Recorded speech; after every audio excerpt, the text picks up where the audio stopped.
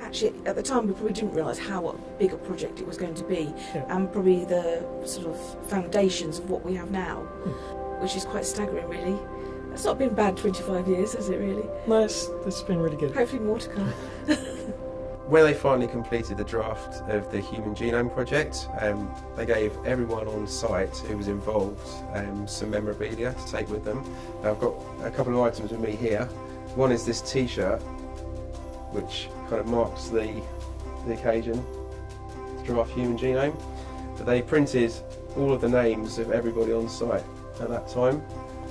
So I'm here somewhere, which was a really, really nice touch. So I've kept that. I haven't worn it. When we came in April of 1993, we were actually working on the yeast genome sequencing project, which we've been doing at the Laboratory of Molecular Biology in Cambridge.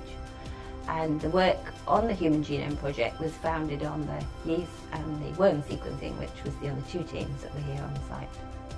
Nancy and I came together in April of that year. Yeah.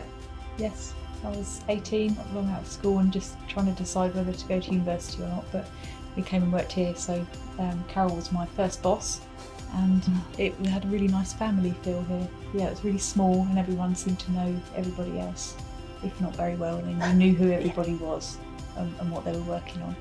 Yeah, and you joined just after, didn't you, Sam? I joined in November of '93. Yeah. Carol, you weren't my boss at the time. No, I wasn't, no. Sharon was, and yeah, it was the family feel that made it special. I was 18 as well, straight out of school, and then my first job, and it was brilliant. It just had a family feel. It was amazing. And because of the design of the building, even though it was a really old building, it was essentially a square, so you could walk round and you'd always be bumping into people, always be talking.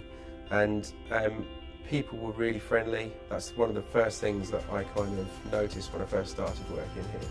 They'd always talk to you, and even though they're kind of really clever, a number of them really clever scientists, experts in their fields, they had no problem in kind of sharing their science with you. We used to celebrate people doing like one contig of work, and we'd be like, well done, you've done that, it took you a month, that's brilliant. Yeah, And very then, nice. as time went on, it'd be like you'd be able to do like 20 of those in a month, and then obviously time went on, and it's So yeah, celebrations now are for very big yeah. milestones, but they were quite small milestones in those days, but they seemed big at the time, yeah. At They the were. time, we were They just were. like, that's Yeah. amazing, we're the They first people Yeah. who've done that. So we called it the fishbowl because all the people at the top used to look over and It see was us basically a down. warehouse, yeah. Yes. Yeah, and I remember the fishbowl quite a lot because we'd often get a lot of visitors come. I hadn't been here that long when we moved over to Hinxton, and John Tolston came in the lab with Bart Burrell, and he brought in Fred Sanger, and we had Watson and Crick and Max Peruse, and they all came in, and I was busy in the lab with my headphones on singing away.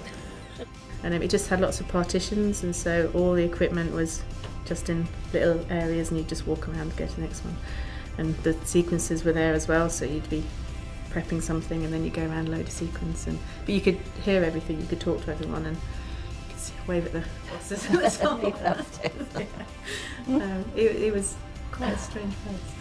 You look at the site now, it's massive. It's completely changed from when I started to where it is now, and I think the historical aspect of what actually happened here and what was done has laid that foundation for where the campus is now and where it's going to go in the future. And I think it's really important that we remember those things, and the people that gave their time. It wasn't about earning a wage, it was always about advancing the science, making a difference. So for me, this installation kind of represents that historical viewpoint.